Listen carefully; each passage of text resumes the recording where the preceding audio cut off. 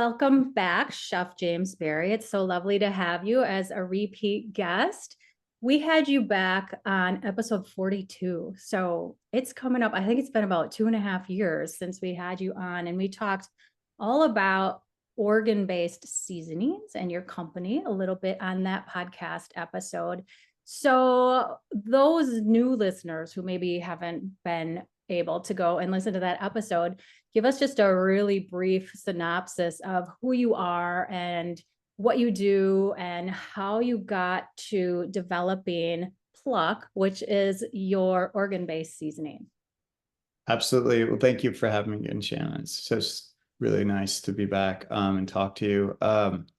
So professional chef of 20 years, a father of two young ladies. And basically, I've known about organ meats since I went to culinary school 20 years ago. I studied Weston A. Price then, got introduced to that kind of way of thinking, looking at ancestral foods, properly preparing foods like soaking grains, soaking nuts, and things like that. And but didn't really grow up eating organ meats, nor did I really practice making them for my clients then.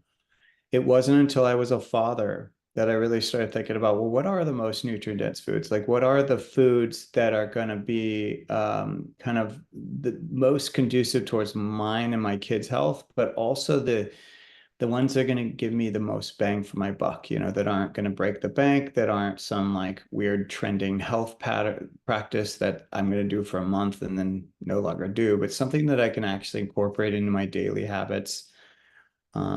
That's going to move my health needle. And I identified it being organ meats.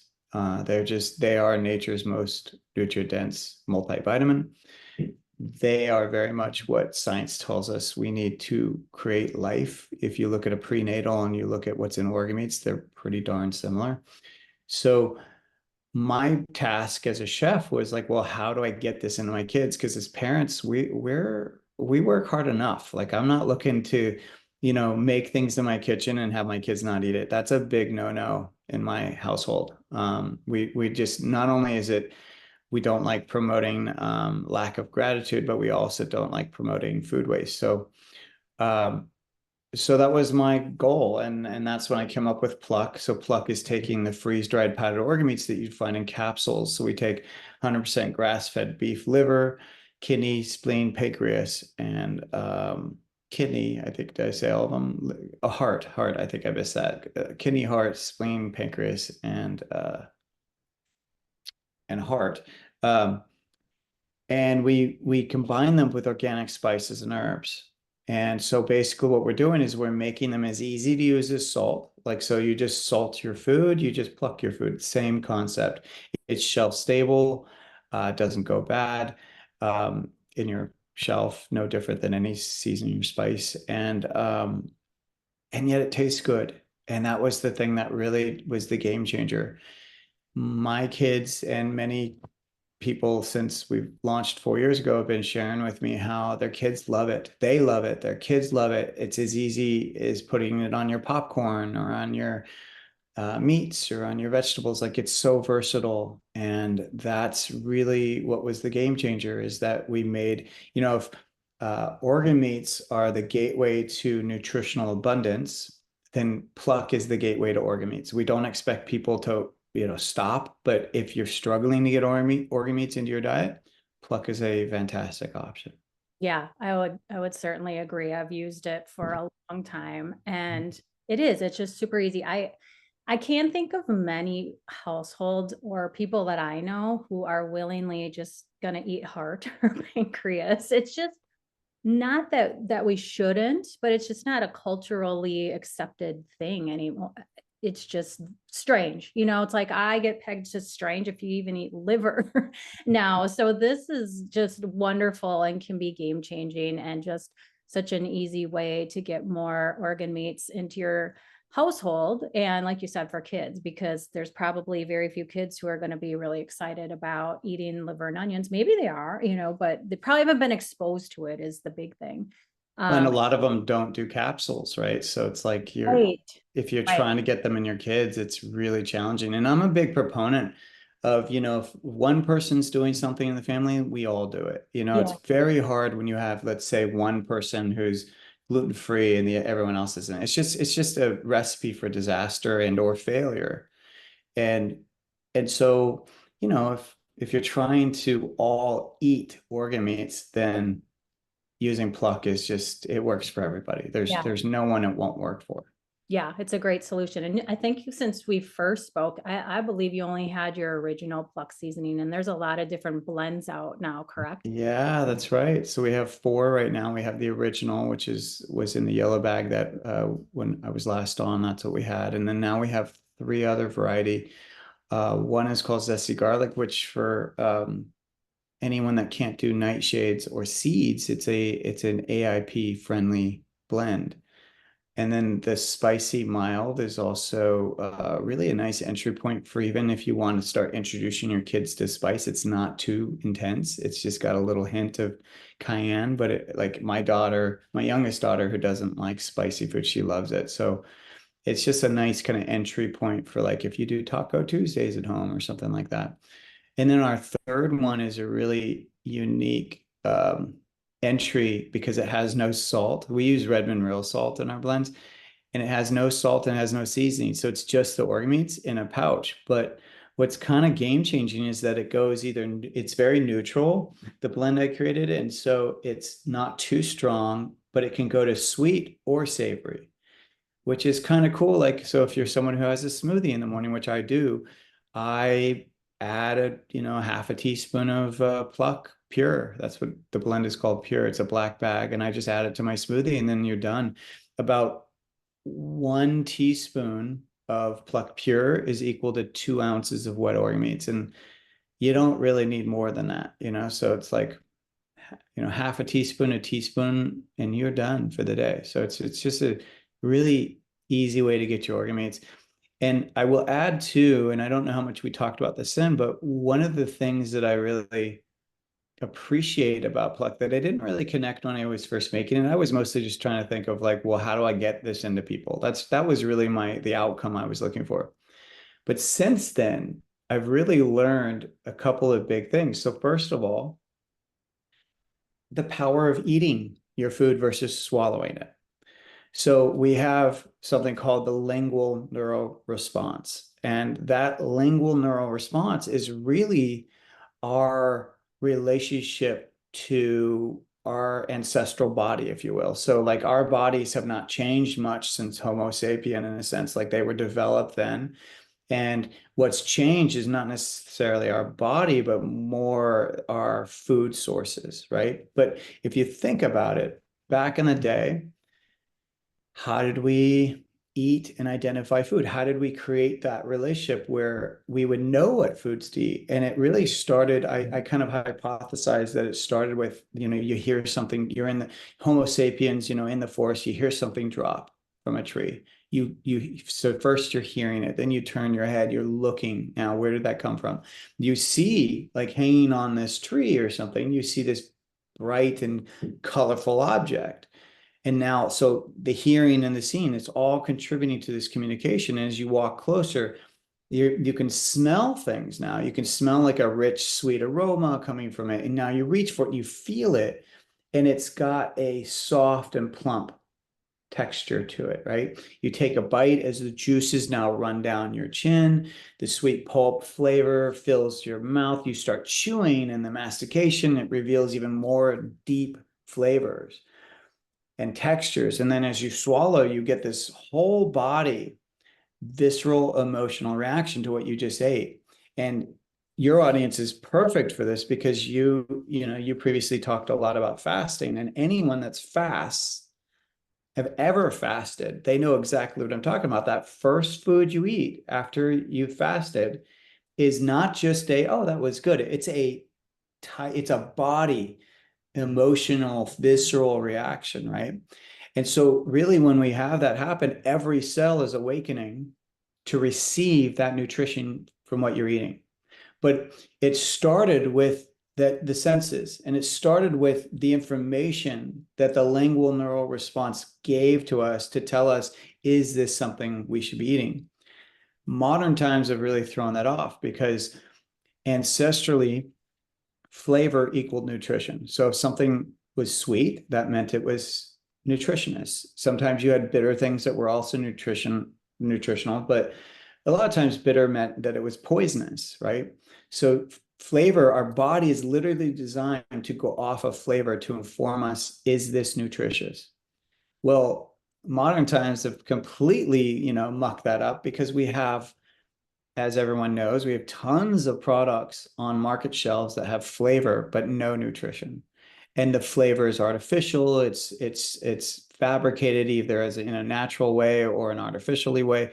But our bodies will taste those things that maybe taste like strawberry. There's no strawberries in it, thus there's no nutrition. And your body's just waiting for more nutrition, and it never comes.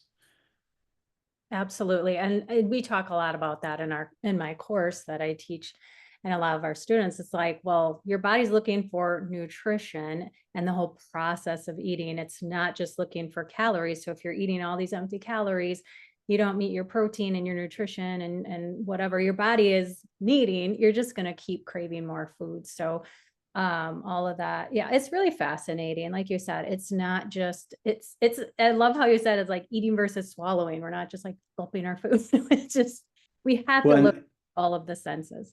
and that really comes alive when you think of, like, I use the example of salt, for example. So if you take salt and put it on your tongue, you maybe can get two dips of that finger in that salt. Maybe by the third time, that salt actually starts to taste different. So there, you're getting a different communication response, right, to the salt, to the point where you probably couldn't even do 3 or 4 dips of that finger in the salt. It would literally be too much.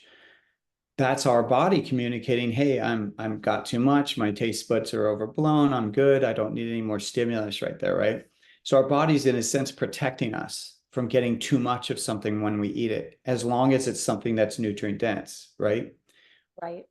But when we swallow a salt tablet, you have zero response. You swallow the tablet, maybe 20, 30 minutes later, you're like, wait, why am I so bloated? Oh, I got too much of something. So when we swallow capsules or pills, it's guesswork in many ways. And we're bypassing that lingual neural response that tells us how much our body needs or wants. Now, I say that and I want to preface this by saying it's not that I'm against capsules or supplements.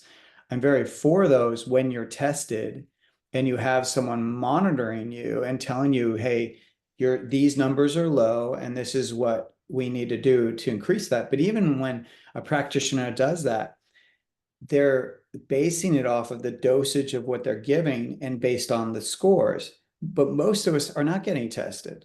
We're just, using, Mrs. Google or Mr., YouTube, and you're basically like guessing that I think this is what I need because so and so talked about it, so I'm going to give it a try. And to that, I say, I would prefer if you ate your food versus swallowed it.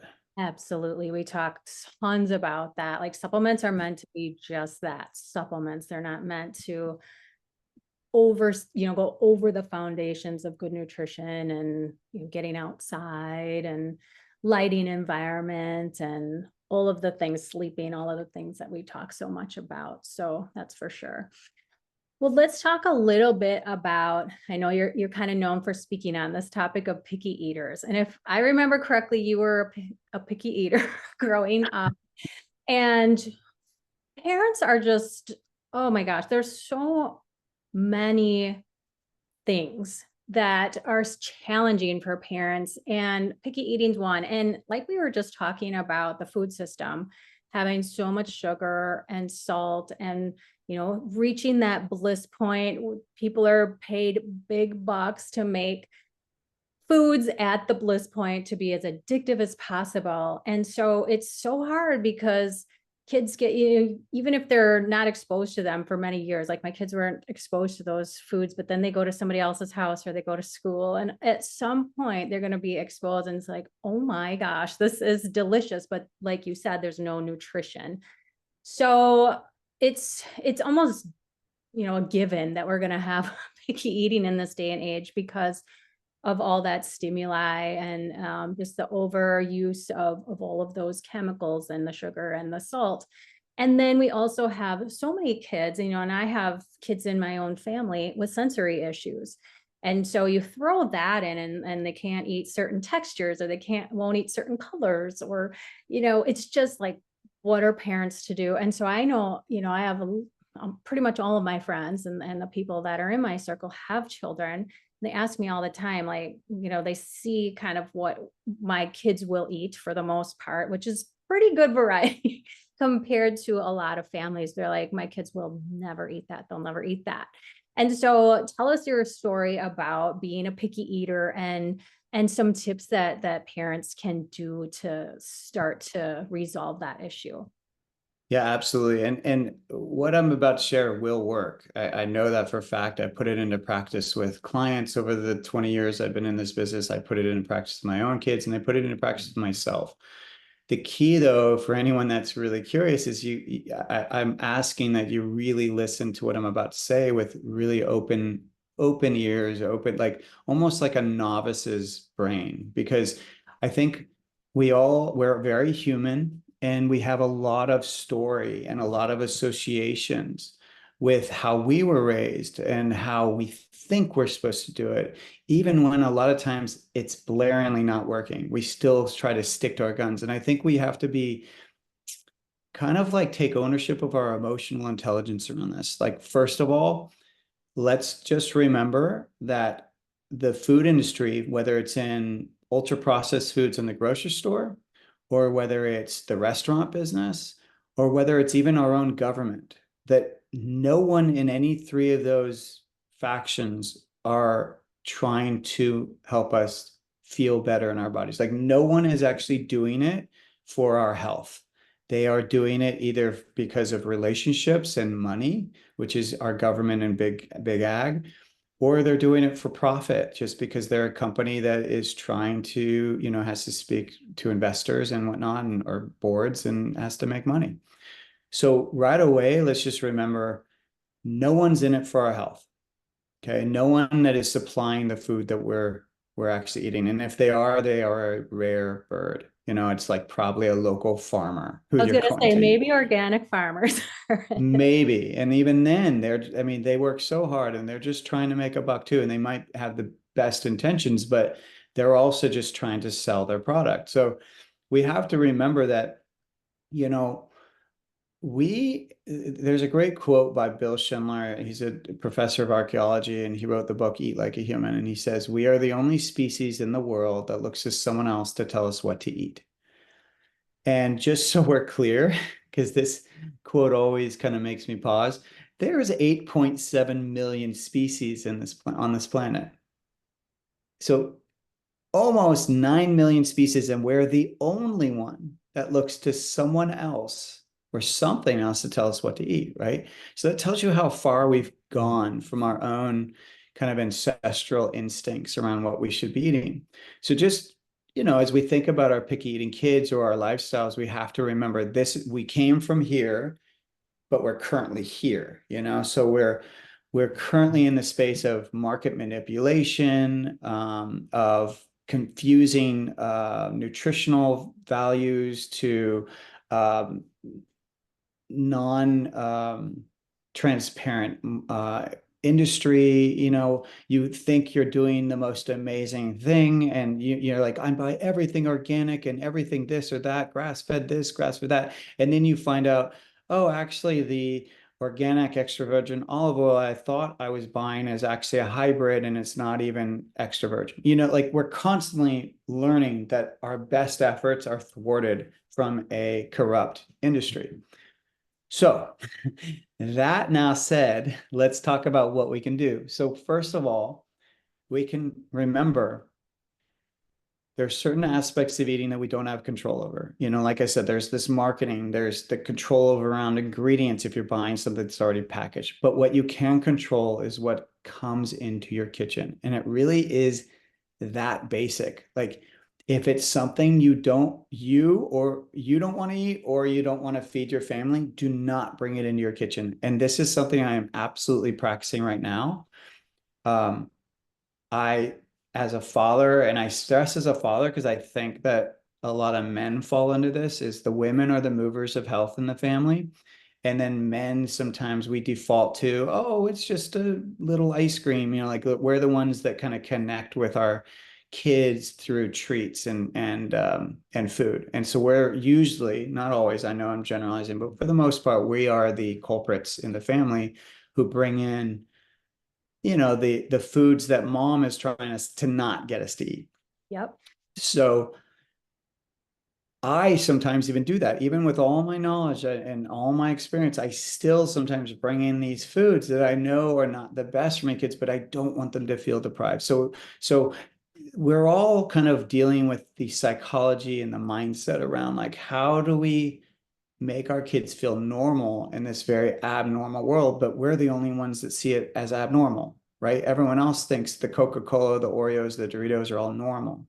We see it as like, no, that's not normal. Like, we don't want our kids. So it's all about then the foundation at home and creating the environment that is most cohesive. So I'm actively, like, very vehemently fighting that urge, that kind of human urge, and not bringing stuff into my house. Because and you know what's happening right now when I do is I start to have that day where want something. I said need, but I don't need it, but where I want something, something like fatty or salty, or something that's immediate, glucose into my blood, anything that's kind of a snacky, kind of sugary and or crunchy product, right? And so I don't have anything, like, our kitchen is completely cleaned out, right? And it's been that way for weeks now since my kids are at camp. Like, we're really recalibrating and restructuring the kitchen. Actually, we probably are a few months now into it. And so what's happening is I'm feeling all these emotions coming up, and I'm going through all the cupboards, and I literally open all of them looking for something, and I can't, and there's nothing there. And it's not strong enough to then get me to go outside my home. So then what happens is I just either have to be in the emotions, I have to drink some water, or I just have to eat real food. And it works. It really works. It's frustrating at first, because you're like, I just want that ice cream, or I just want those chips, or whatever it is. And it's not there. And you're just like, oh, so I got to just feel whatever is going on for me. So that's right away. Like, we all can take control of our kitchens. And I'm not saying it's going to be easy at first, particularly when kids are involved. There's going to be transition time. But let's just say if it took us, 5 to 15 years to get where we are, we can't expect it to be an overnight, success. It's gonna take a little longer. So I'll tell you this much though, that a lot can change within 2 weeks. So if you give yourself 2 weeks for any change, you will most likely be successful. So that is definitely number one. You don't bring it in your house. And it really does extend, because I used to work with a lot of clients that be like, oh, my kids are addicted to Cheerios. And I'm like, wow, that's really interesting, because I'm not aware that Cheerios grow on trees. It's not like Yeah. when they're in the stroller and you're walking down the street that suddenly you look down and there's Cheerios in their hand and mouth. You're like, they got that from you probably. So, and it's so funny. I was even talking to a parent the other day. Oh my gosh, this was so funny. And she was saying how her daughter did not have a taste for gummy bears. And yet, she was so shocked that she kept giving her daughter gummy bears to get her to have a taste for them. Because she's like, I don't get it. Why don't you like these? And I was like, are you batty? Like, are you silly here? Are you fooling me? Because why would you, if your daughter didn't like gummy bears, why would you then try to work on them to get it? But the reality is, we do this. We do it out of convenience. We do it so because we have this idea that if my kid doesn't like this thing, then they're going to be the odd one, or we think that they're not going to fit into society, or it's based on our past. There's always some story that's going on. And that's where we just have to stop. We have to stop projecting our stuff onto our kids. We have to stop assuming that they need any of this stuff, because they don't. They just need real food. They need real natural flavors that are found in nature. They need nutrient dense foods, and then they need support in consciously or mindfully eating. Like, that's really ultimately, those three things are what they ultimately need. So that's definitely where I'd start. I'm going to pause for a second because there's still more, but I'm sure you have some things to add. Sure. No, I think you've just described the typical American household. Like even ours, I have that constant push and pull with my husband also.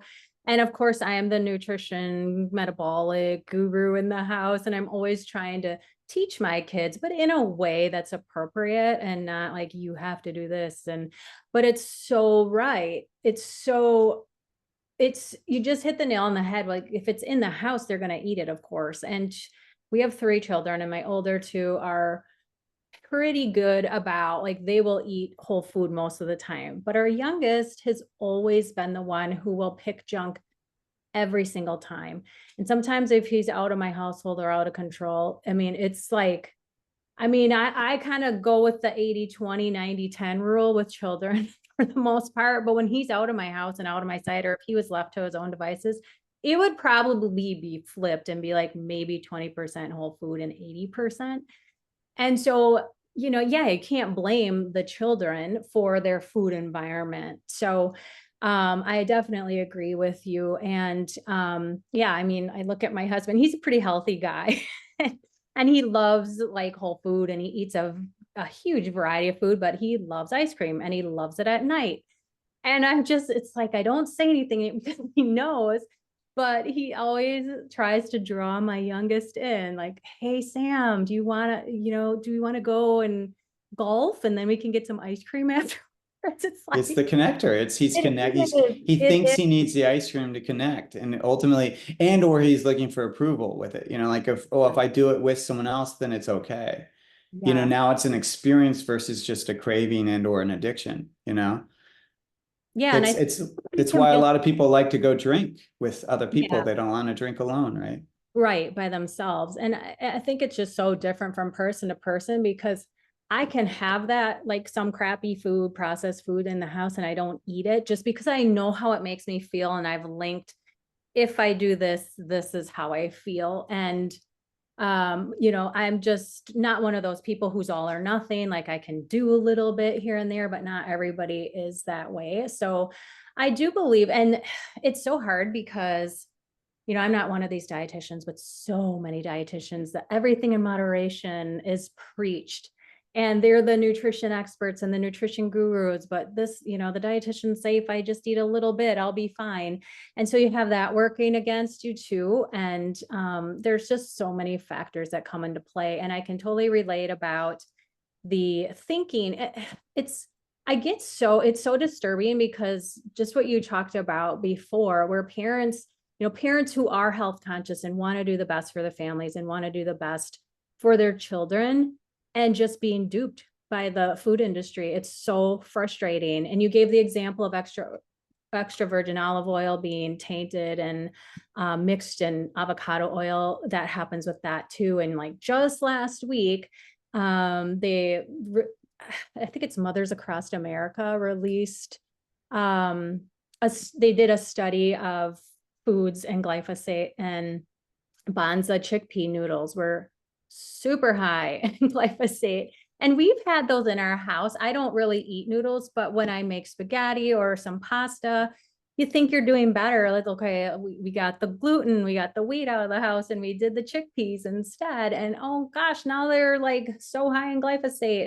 And parents, it's just then they want to give up. It's just a recipe for just throwing the towel in and saying, I'm done with this. So go ahead and continue with your tips because I do agree. If you bring it in your house, it's fair game for your family to eat.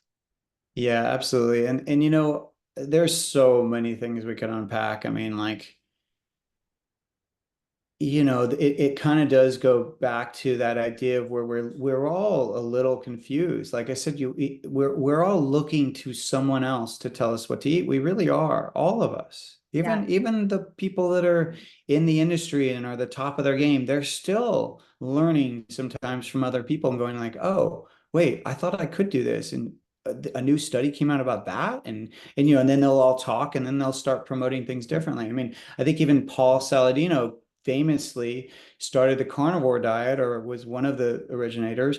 And now he then changed it at one point because it wasn't working for him. And he had to call it now animal based. And he allows for fruit and certain other milk and all these other things.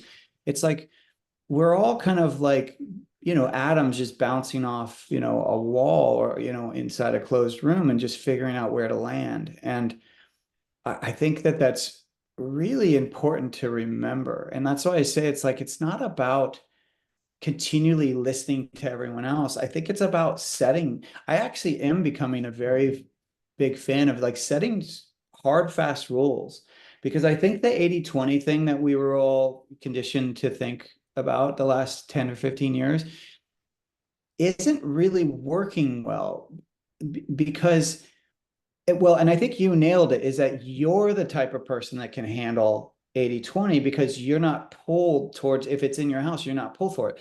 And I think that's what I'm now seeing is that these hard, fast rules don't work because not everyone in the household fits that hard, fast rule.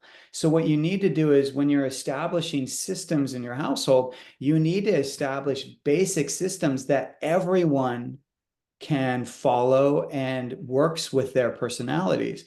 Because if you have someone that, like, my wife can handle certain things in the household, I cannot. Like, if there's ice cream in the household, probably like your husband, like, I will find a way to reason to myself to eat it. I will figure out a way to eat it, of why I deserve to eat it and why this is the time to do it and why I need to finish the whole thing opposed to just have one bite. Yep. Whereas you might be like, no, I can have literally one bite every week and it would last an entire year.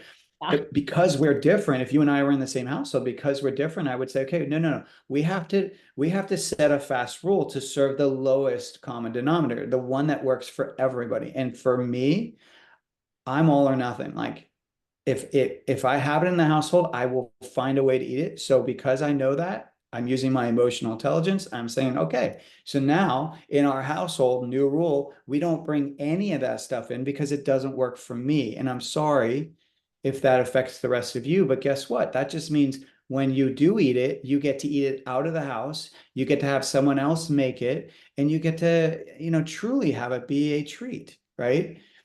And that's just what it has to happen. It's like it's no different than if one person's gluten free, everyone's gluten free. It's like you gotta serve everyone in the household because this idea that we can muscle through things or that we can use mind over matter around our addictions and our cravings is just it doesn't work in the long run.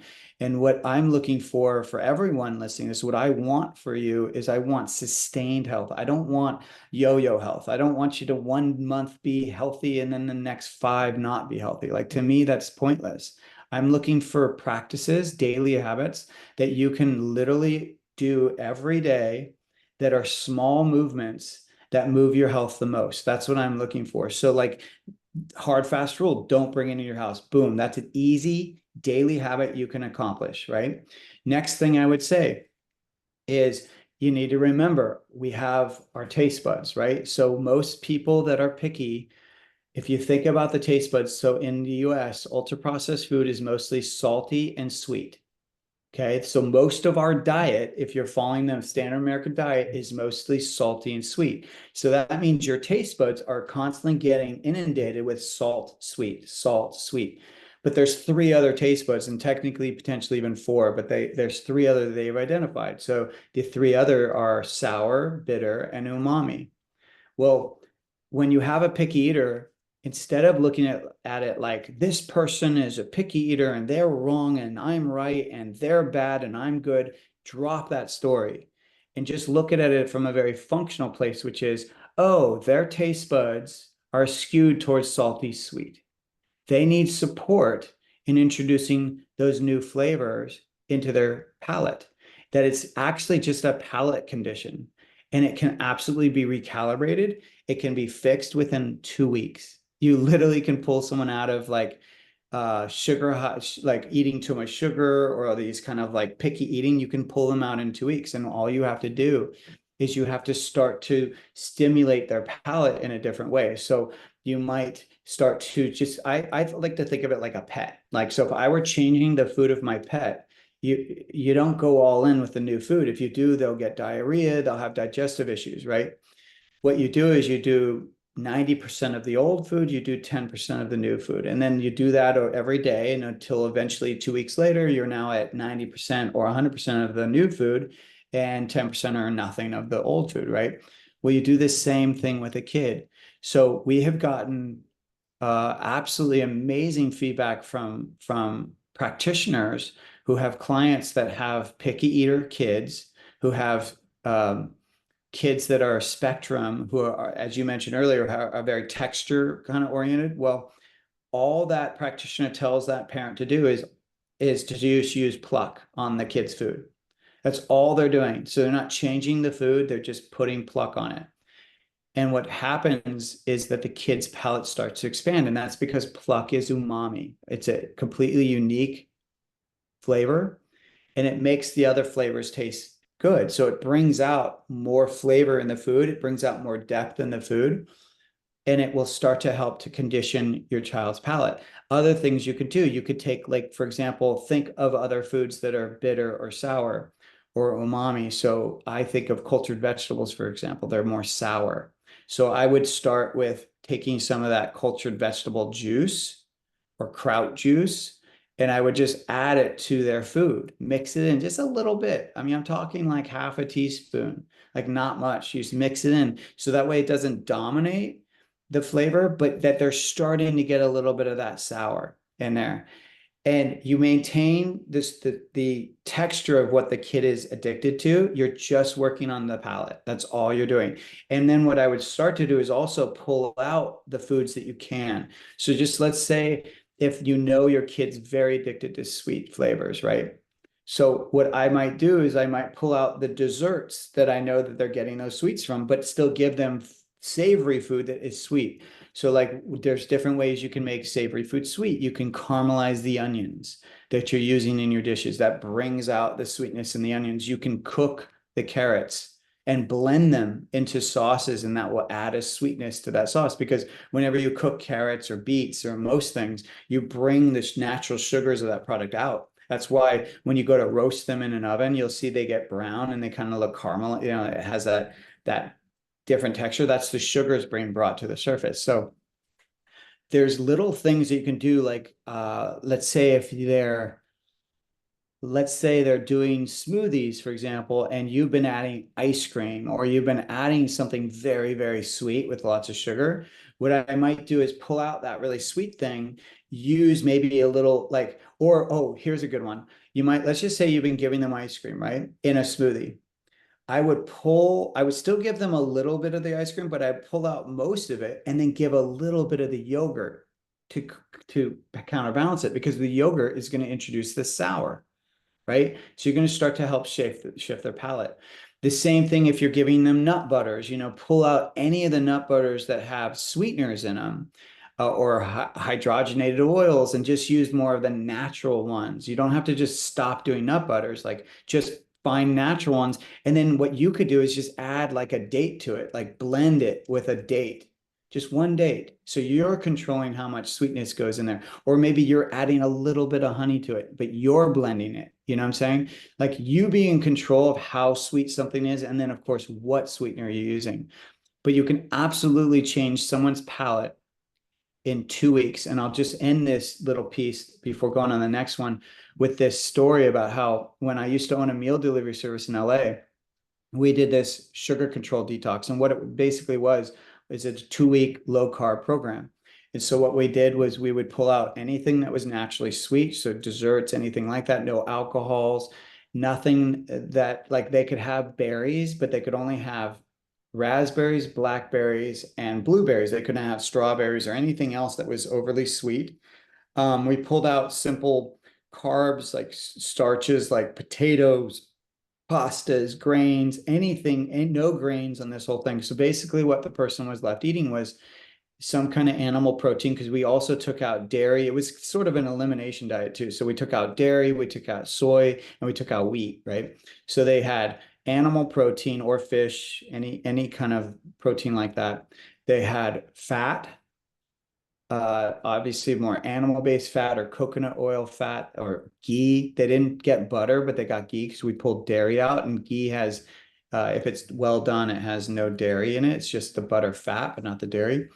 And then they had low glycemic vegetables, and starches like sweet potatoes or butternut squash or spaghetti squash, but so all low glycemic or resistant starch carbs. And in 2 weeks, we would not only see people lose weight, men usually lost more weight than women in 2 weeks, but we would see their palate shift. And so let's just say they came in being able to drink 2 to 3 glasses of wine a night. When they ended the 2 weeks, they could barely finish one glass because the sweetness of the wine they could now taste.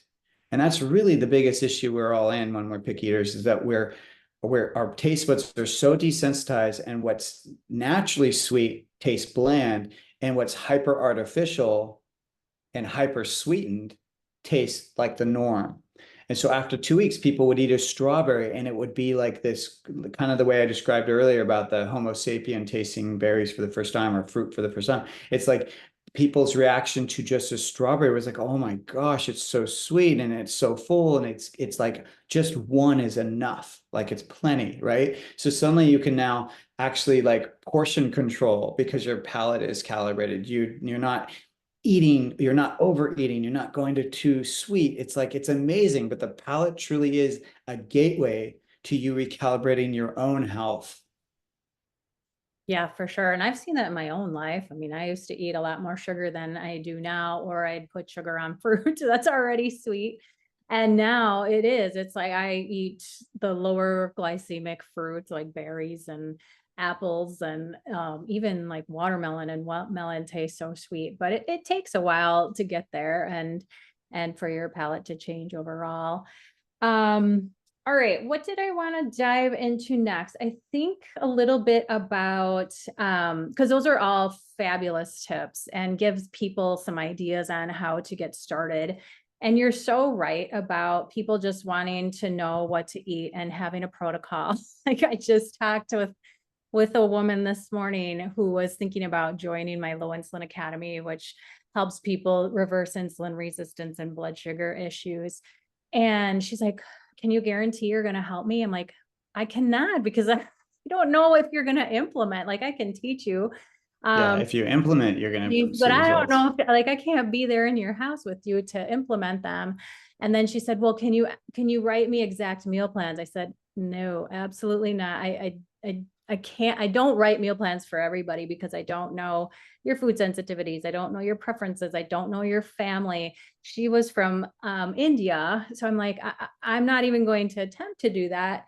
But she wanted to know, like, from me, like exactly what to eat and when, and be told what to do. And I said, I teach you all about what foods do what, and how to stabilize the blood sugar, but it's up to you to start to implement these things in a way that's going to nourish your body and keep your blood sugar stable. So you're so right. Like people just, they want like everything spelled out and laid out for them, which I understand because everybody's so confused and they're just getting bombarded with so much information. But so how can a family start with like the meal planning process? So you gave us some tips. Is there anything, like, say a mom's listening to this and like, okay, like I want to change the palates of our children. I'm not going to bring in junky food anymore. I want to create, I'm going to try to get our our meals planned for the week. Is it as simple as just, bringing in some meat and some, vegetables, and what do we do if we're a family of processed foods eating, and then we really want to do our best to try to, and I feel like this will release in late summer, but summer is a good time to do this rather than when you're just starting school. And then maybe some strategies or ideas for people on the go, or when they do go back to school, or they're taking meals to work, some of those types of things, some tips that might be really helpful for them to try to get this implemented. Because as we talk, like we can talk all about this, but implementation is a Yeah, different beast. Like we can know everything, but getting things implemented is completely different. absolutely. And I think, and I like how you're specifying, like, okay, if it's a family who's mostly eating standard American diet or ultra processed, because that's really, we all have to kind of gauge, like, where am I on my health journey, and what is going to work.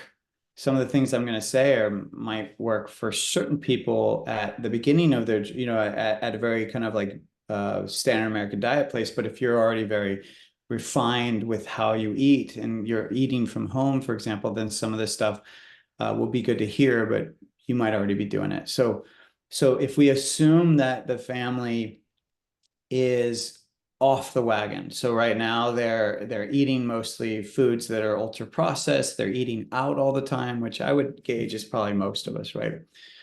Then I would say you pick your battles. And so the first thing I would do is I would just commit. So if you're eating out 2 or more times a week, I would commit to eating out only once a week. And that means that the rest of the days you're eating from home. And why this is so important and why you want to really regard this is going back to what I originally said, which is restaurants are not in the business of your health. They are in the business of making money.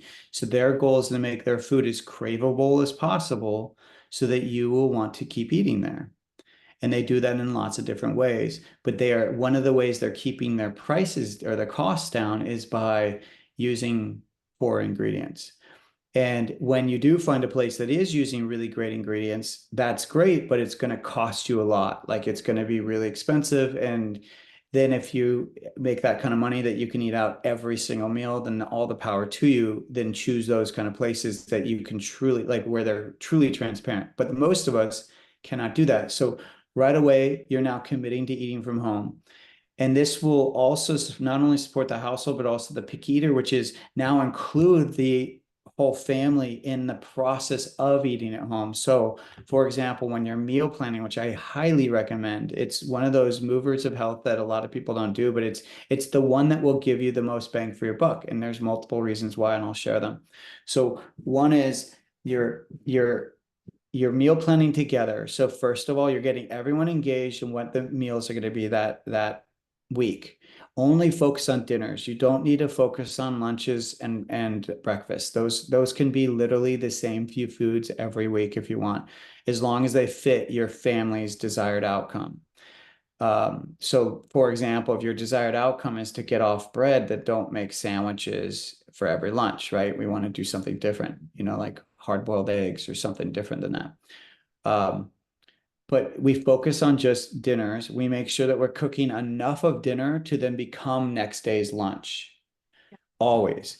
And so what we do is we find the cookbook in our household and we all look at the same cookbook, or maybe everyone has their own cookbook and is looking through it, and they're all getting to base like you just kind of get clear of like, okay, we're looking for either, animal-based meals for the week. And that's the criteria, is that it just has to be some kind of protein in it, and then we'll figure out the vegetable and carb later. And so pick through your favorite cookbook, pick through Bon Appetit magazine, whatever kind of is your fancy. Kids are involved. And then once you all agree on, okay, this is what Monday is going to be through Friday, then you create your grocery list.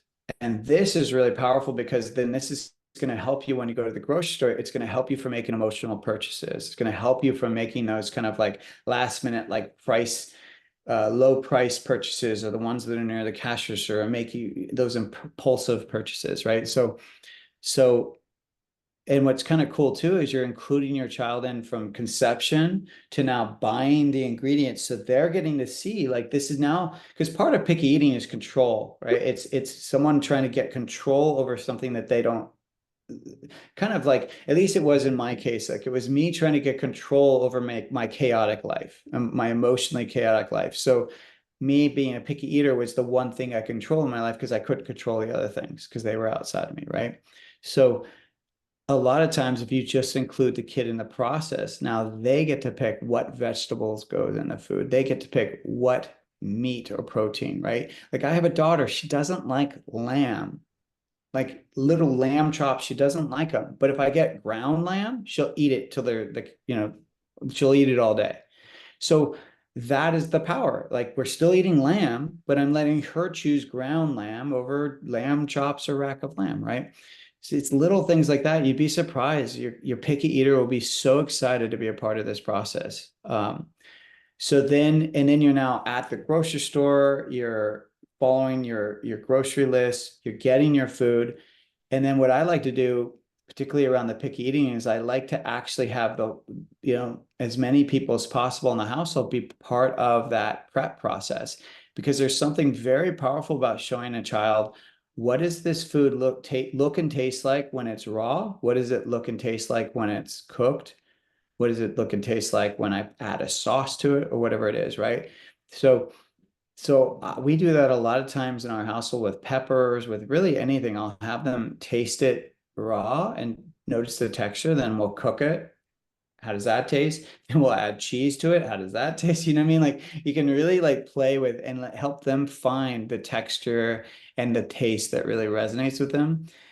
But just through them kind of getting to experience all the variety of textures and tastes, that starts to expand their palate as well. And I would definitely batch cook if you can. Like, for example, if you're like, so even when you're making the meal plan, you really want to think about, and a lot of people don't do this, but you really almost want to be looking at your calendar while you're meal planning because you want to know which of these days do I have time to cook, to really spend time in the kitchen, which days do I not? Because if it's a day that you don't and you have calls or work all the way up till when dinner's supposed to be ready, you should be slow cooking that day. Because the slow cooking, you could start in the morning, have that start, and it's ready to go at 5 or 5:30 when you're ready to eat. And the same thing goes with your other meals, is you can really kind of plan your meals around your day and your kids' schedule as well. Particularly when you have older kids, like I include my oldest daughter. I'll say like, "Hey, tonight, do you want to cook?" Like, and we'll help her shape it, but then we'll let her execute it. And it's cool because then you know they're going to eat it. When they cook it themselves, they're going to eat it, guaranteed. And I would say that the other big thing that we do as a household that contributes to also going back to the kind of picky eating thing is we don't make multiple meals. We make one meal. And I Yes. know for some people that's challenging. That's a real like that challenges people's philosophies when I say that, but it really I think something I learned early on when I first had my daughter, I took some parenting class and it was part of this book. And I remember the person saying, you build the structure of your household around what works best for you. Because if you're crazy, then your kids are crazy, right? So if you can if you create the conditions that are conducive towards your own mental health and your own physical health, then everything else will fall into place. And there's this idea that particularly these our newer generations, that this idea that we think that having boundaries is a bad thing. It's not at all. Like if anything, kids feel safer when there's boundaries. So knowing like, hey, this is what dinner is going to be. You either eat it or you don't. The kid will be okay if they don't eat it. They will be okay.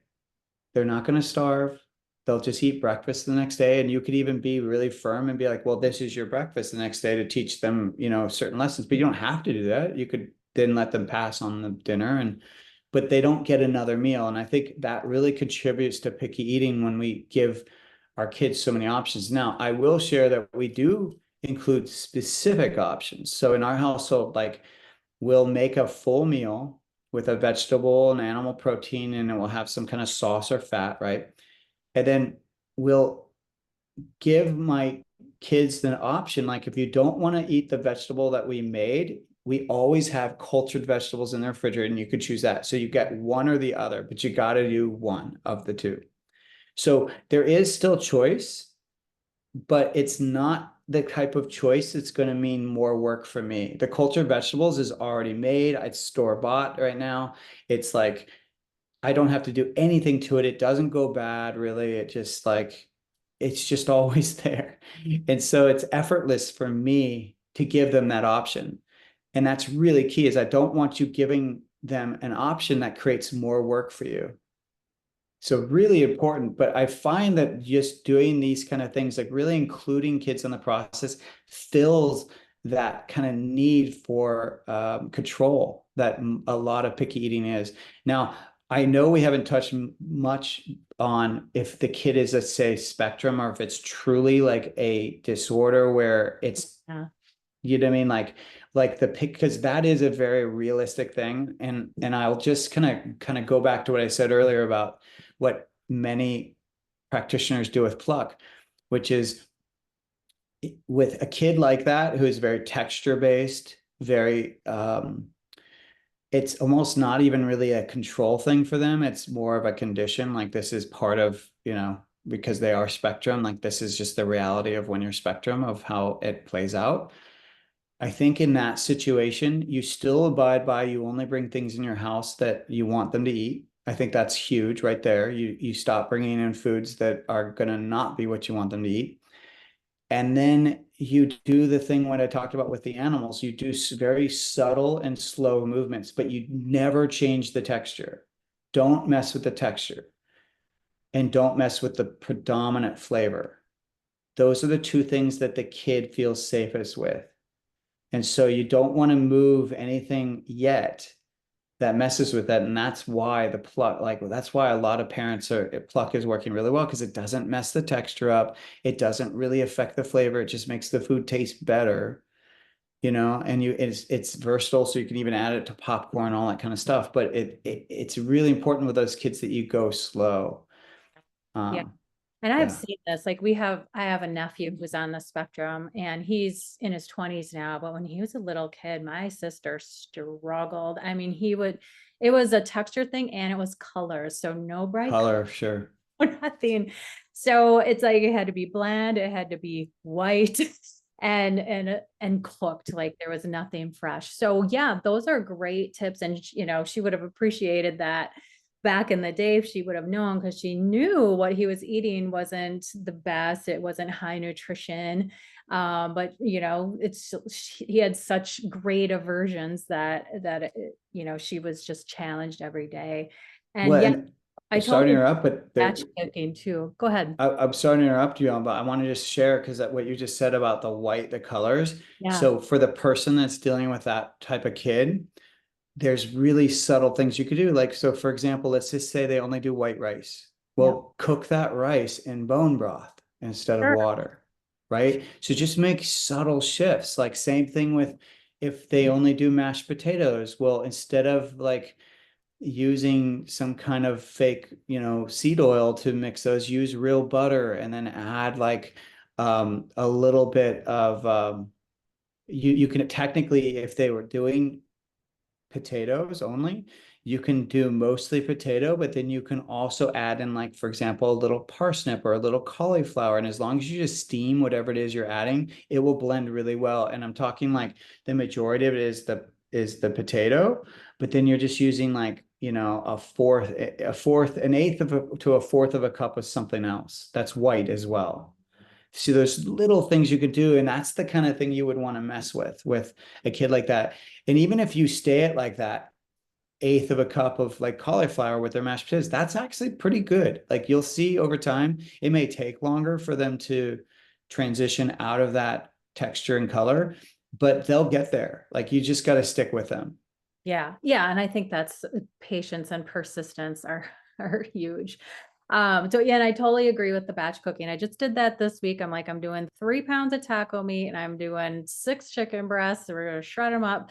Because everybody's working. My kids are all working age. So they're all wanting to pack their lunches and get sick of sandwiches. And my daughter's gluten-free. And yeah, so those are all really good tips. And I always tell my students I work with too, like if you're eating breakfast, you there's no rules. Let's say you have to eat breakfast foods. Like you can eat what you had for dinner the night before. And I know I'm one of Absolutely. like I love leftovers. I know some people are just like anti leftovers, but I love them. And the whole eating at home, like I feel like if you just start there, like you said, going from eating out multiple times a week to one or two. And I used to love eating out just because it gave me a break as a mom with for food prep and having to come up with ideas. I think a lot of times that's a family's hang up, is just like they're eating the same thing all the time and they need new ideas. But now it's like, since COVID and everything's so expensive, and I'd rather eat my own food. I feel better when I eat my own food. So it's pretty rare that we eat out now. So those are all fabulous tips. Well, and Um, you're all the better for it too, right? Because you're in yeah. control of the ingredients, and that's huge. You know, Yes. and I would offer too, like anyone that feels like the leftovers gets boring, is to just remember, like you can change those leftovers. So one thing you can do is you can put it in a wrap, you can put it Yeah. on a salad, you can turn it into soup. Like there's so many things you can do, but the key is you just want to manipulate the look of it too, and that's something I'm more and more sharing with people as well, is like whenever you can, make that meal look attractive as well. Don't just slop it on the plate, don't disregard what you've just done, because we remember, we eat with our eyes. We talked about earlier what attracts us initially to food. It's our eyes, our ears, the touch, the texture in our mouth. All of those they're all valid. So don't just go focus on one. Like try to really embody all of them. Use attractive plates. Make Yes. sure that you're not all like on phones when you're eating, like, but that you're sitting at the table, you're interacting with each other. There's no devices, there's no other stimulus than just talk. And keep the conversation light. Do not talk about stressful things, because we want to be in a state of relaxation when we're eating. That's how we're going to most kind of absorb the body and benefit from those nutrients. Yes. Oh yeah, I teach all that in my mealtime mastery course for sure. And we have a hard and fast rule about no devices at the table. And sometimes my husband, he sits in meetings a lot on Mondays and Fridays and comes up and wants to stand to eat his lunch. I'm like, no, that's taking the blood flow away from your digestive tract. And same thing with stress, just takes the blood flow away from the digestive tract, and you get more bloating. You just don't absorb and digest your food as well. So great tips. So in closing, I want to be conscious of your time, but anything else you want to talk about? We talk so much about blood sugar regulation, and there's a lot of women, we alluded to weight loss a little bit, but a lot of women who have hormonal issues and weight issues, and just looking for, easy ways to, I don't want to say easy, but some steps or some additional tips that you might have for them when they're struggling with maybe insulin resistance or blood sugars, or maybe the whole family's kind of struggling with those things. We talked a lot about all of the things that we talked about are going to be helpful for that. But any other tips that we missed that can be helpful for blood sugar stabilization for both children and adults? Because I think a lot of times, kids and adults too, they just, from that very first meal that they eat, maybe it's not supporting their blood sugar, and it just sets them up for a whole day of low energy and blood sugar swings and the roller coaster we don't want to be on, eating more, having more cravings. So anything that we didn't talk about that you have additional tips for that? I mean, I would mostly focus on, so nutrient dense foods Yep. is, and so home cooking is the best, because like we talked about earlier, you're controlling your ingredients. And then really it's about, well, what are those ingredients, right? And we're choosing things that are ingredients versus that have ingredients. And it's a Yes. very important distinction. We don't want you buying the pre-made foods because you didn't get to control the ingredients. As soon as you start controlling ingredients, you're going to find right away your health changes right away, because most foods that are ultra processed, they are not designed, as we mentioned, for your health. What they are designed for is shelf stability. They're designed for profit and shelf stability. So what does shelf stability mean? Well, it means potentially putting in stabilizers so that whatever the food is doesn't separate, things to make it not go bad. A lot of times, if they're ultra processed, the nutrients have been lost in the processing, and so then they fortify it with synthetic vitamins. So that's not necessarily good for you. A lot of times when they in the processing, they lose flavor, and that's when they're then adding these natural or artificial flavors. And that's really important. When someone says natural flavor, That just means it's naturally derived. It's still an added flavor. And I would offer that as much as possible, we move away from those things. Even if you're doing smoothies, try to pick the unflavored ones and then add cinnamon. Like Yep. you control the flavor. Add cocoa, add cinnamon. Like you change, you control it. So then that way you're no longer beholden on these kind of companies and their kind of um, illusion or their definition of health. We want to go off of our body's definition of it because our body is the one thing that will never lie to us. It never lies. So like you could follow any diet in your head that you think you're supposed to do, and whether it's vegan all the way to carnivore, it doesn't matter. Your head might be saying, well, I'm going to do this. But if it's not working, your body will tell you. You'll either have flatulence, you'll have issues going to bed, you'll have bags under your eyes, you'll have your skin will break out, you'll have digestive distress, you'll have your hair might be falling out. There will be something going on that will be dandruff. Like your body will communicate to you, hey, I'm not getting all the nutrients I need, or I'm not knowing what to do with all this fat you're giving me. Whatever it is, your body will show you. And I would say, lastly, like, you know, and I sort of started the whole podcast with this, is like, be open to the fact that the way you're eating is probably not healthy. It's uncanny. And I know you could speak to this because every practitioner I know can speak to this, which is the person comes to you and they're like, oh yeah, I totally eat healthy. And then you see their food journal and it's like, no, you don't. Like we all have this idea of what we think is healthy, including myself. And I will think to myself, oh yeah, I'm totally like, I eat really clean. But then I'll notice like, well, wait a second though. I'm like out and about and I'm grabbing this thing or I'm grabbing that thing or I'm having this spoon of ice cream on that. And they all add up. And all to say that I think we all have the ability to be cleaner. And where it really starts is our mindset. We have to get over the stories that we need this food because we deserve it, we've earned it. It's like, let's take the oomph out of the food industry. Like, let's take the energy out of it. And I know that might sound weird coming from a chef, right? But I really do believe, I think we put too much emphasis on it. Like we say, I love French fries. I love ice cream. It's like, let's reserve the love for people. I love my wife. I love my kids. But then when we talk about food, let's bring it down a notch and just say, oh yeah, I like eating salty foods.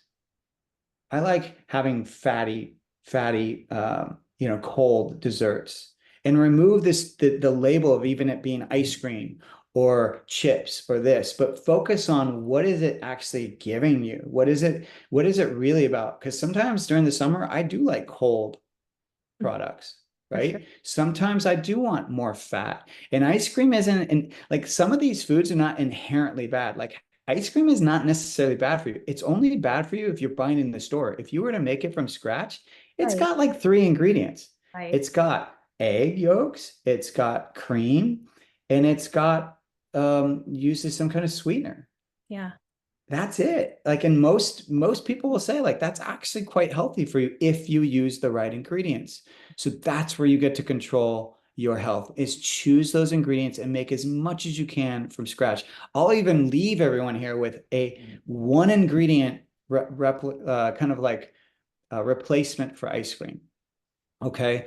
Now, granted, what I'm about to say is you have to like this flavor, but you can manipulate this flavor. So I'll start with just explaining. So what you do is you take a banana and you chop it up into bite-sized pieces. You don't leave it whole. You chop it up bite-sized pieces and freeze it like that on a sheet tray, like with a parchment paper down or something, so it doesn't stick to the tray. And then what you do is you take those frozen bits of banana and you put them in a food processor and you blend them, and you will have what looks and has texture wise of ice cream. And then from there, you can manipulate the flavor. You could add like collagen to it. You could add cashew butter. You could add vanilla. You could add chocolate. Like you could totally mess with the flavors.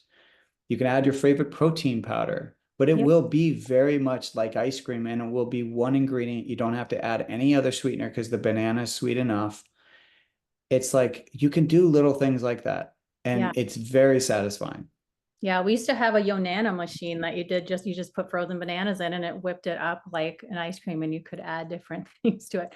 I think we ended up selling it 'cause somebody ever used it, but you can Yeah. certainly do it, it just took up a lot of space, but you can certainly do it at home too. So, well, this has been very enlightening and just jam-packed with useful and practical tips. So I'm thrilled to have you back and share all your knowledge. And I don't know if you've heard, my kids, brought this up to me a couple weeks ago. I think I was watching a video or something, and somebody said that, well, those are instead of crunchy mom, because I never liked the term crunchy mom, but you're an ingredient mom. And I said that to my kids. I'm like, well, they're like, well, yeah, mom, you're totally an ingredient mom. And everybody knows, like they come to our house, they don't see any like food.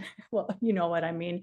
Like processed food, they just see the ingredients. I'm like, well, hey, I'm good with being known as the I ingredient. like that. I've never heard of that. That's A awesome. lot better than the crunchy, because the crunchy mom thing just like it just screams you're so you it's just I don't know. I just don't like that term. Like you won't give, there's no give, and you're just kind of obsessive. So anyway, where can we find more about you? And I know that you have some recipes on your website also, if people are curious about those.